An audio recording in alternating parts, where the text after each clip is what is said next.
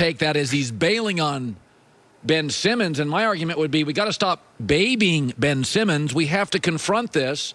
He's got to get better. He's got to. I mean, Giannis is working on his free throws. It ain't pretty, but he hits just enough.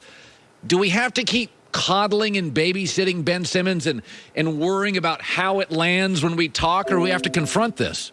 Guy's not working on his game, Chris. Publicly, yes. Publicly, Doc, I agree. Doc was telling the truth. But Doc publicly should have probably been like, look, Ben, just like he's been saying, Ben is great defensively. Ben is a phenomenal passer. Ben can score on the drive when he's aggressive.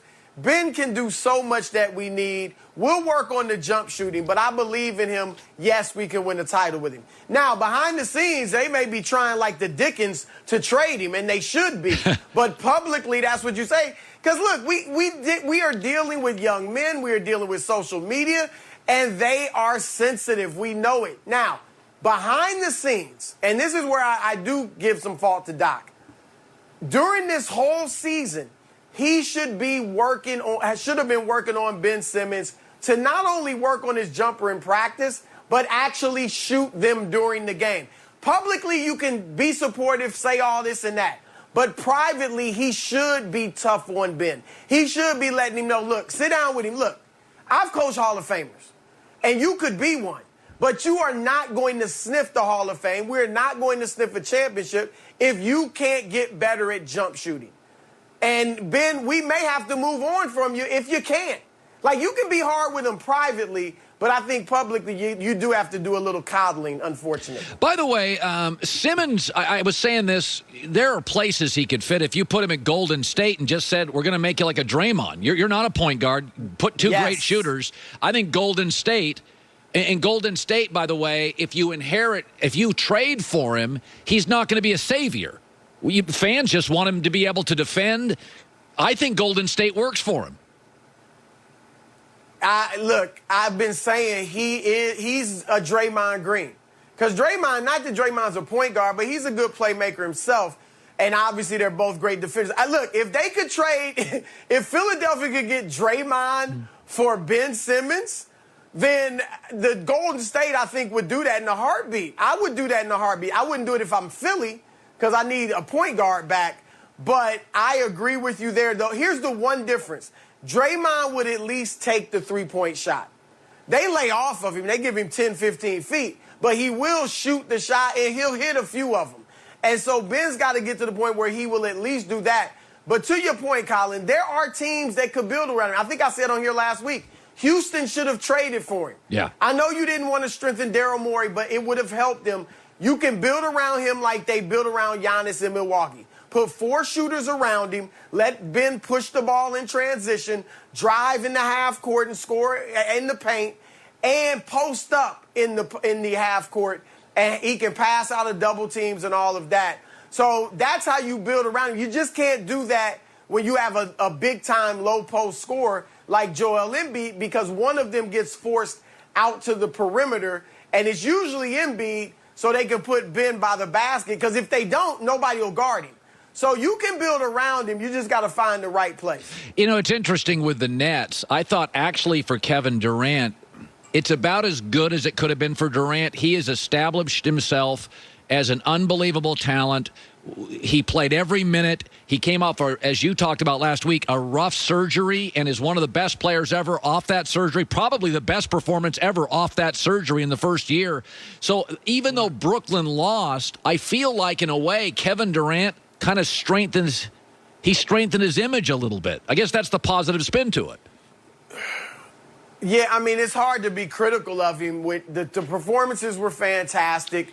You knew guys were falling by the wayside left and right due to injury around him, and he still performed. So I do think he helped his image a little bit. Yeah. Now, there are those trying to, they're comparing him to LeBron. LeBron could have done that. He's done it before in the East, carried that team. But outside of that, I do think it helped him. Let me say this, Colin. I picked Brooklyn, and I wanted them to win because I picked them. We always want our picks to be right. But it's actually good that they didn't win it for the NBA. Yeah. And I may have said it on here before. It would have been complete AAU had they won the championship. Yeah. It would have been taking the best kid from L.A., the best kid from Maryland, best kid from New Jersey, throw them together for a weekend. They don't know each other. They haven't played together before, and they beat all the best teams in the country. You know, like that's what we would have had in the NBA. Usually you have to suffer pain, adversity before you win a title. Yep. Michael Jordan, LeBron James, Dirk Nowitzki, Kevin Garnett, we could go on and on. This is good for the Nets. If they're really, and I mean, 2 of them have already won championships, but this will make them better next year. They should learn from this pain and come back and take here's a novel idea. Take the regular season seriously.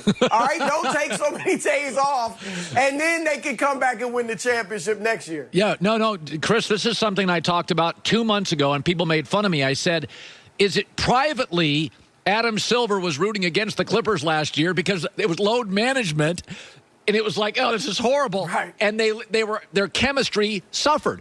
Similarly this year, I think it's a great point is that, well, I think it's a great point because I agree with it. But in the end, the league wants there to be a draft and development. You just can't buy your way to a championship. And to your point, I think we saw that. Now, I love the Phoenix Suns. I was saying this, is that everybody likes positionless basketball and everybody's got to shoot a 3. But I like Phoenix because they're old school. I got an old school point guard. I got a true scoring guard. I've got 2 wings, an old guy, a young guy. I got a big who likes to be a big. They didn't do load management. They built through the draft. Part of me looks at Phoenix, Chris, and I'm like, I miss what Phoenix is. Everybody's got a defined role. Everybody's got a position. I mean, they even have a classic backup, limited backup point, so Chris Paul only has to play 31 minutes, not 47. Like, I find myself rooting for Phoenix because they're a little old school. I mean, that's how I view them, and I kind of miss old school hoops. No, I hear you. I hear you in that, okay, first of all, your 2 guards, Devin Booker and Chris Paul, and you know you have a lot of young basketball players and parents who have basketball players, kids playing coming up that listen to your show. So I want to say this to them. Do not abandon the mid-range. Okay? Right. Analytics says go all the way to the basket or shoot the 3. Chris Paul, Devin Booker, Kevin Durant, and Kawhi Leonard. All of them are mid-range assassins. All right, yes, you have to be able to shoot the 3, but they are proof positive that the mid-range can still be very effective. So there's that. And then I love DeAndre Ayton. I think DeAndre Ayton it is in a lot of ways, yeah, you'd rather have a Joel Embiid who could just go down there and dominate.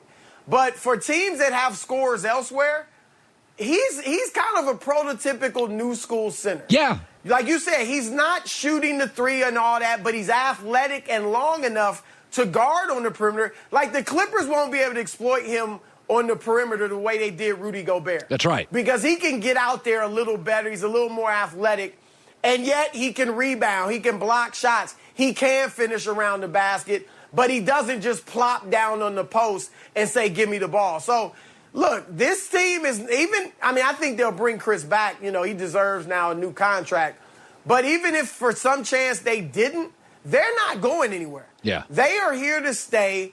They got a chance to win it this year, but they're going to be here for many years to come. You know, and before we go, I look at the Clippers situation, and, you know, they got behind Dallas. They got behind Utah. They're now behind Phoenix. They're an interesting team, Chris. Historically, if you lose game 1, 70% of the time you lose the series. But I will say they have kind of a they're an interesting team. They got a lot of players. They got a lot of wings. They're the opposite of Phoenix. They got their guard play. They don't know what they're getting. They got a big that can't move out too much, but their wings are great. I think it's going to be a contrast of styles. I'm not sure Phoenix is going to win. I find myself, I like their style, but I don't know. I look at this Clippers-Suns series, Chris, and I look at the Clippers. Listen, Kawhi comes back or not, this feels like a 7-game series to me. I guess that's what I'm trying to say. I think it's going to be a tug of war for 12 days. Yeah, look, it's downright foolishness at this point to count the Clippers out under any circumstances, right? I mean, Paul George could go down and you just can't write him off. I mean, this team has shown heart and resiliency. I don't think Kawhi will be back. We'll see. I don't expect to see him. I picked Phoenix in 7, so I'm with you. I think it's a tough series. I wouldn't be surprised in the least bit if the Clippers do win this this series. But yeah, both teams are very evenly matched. The thing is, I mentioned Ayton, they won't be able to exploit him. Phoenix is a little more athletic, too, than Dallas and Utah were. Yes. So Utah, you really had to worry about Donovan Mitchell's athleticism, Jordan Clarkson when he's in the game. Outside of that, they were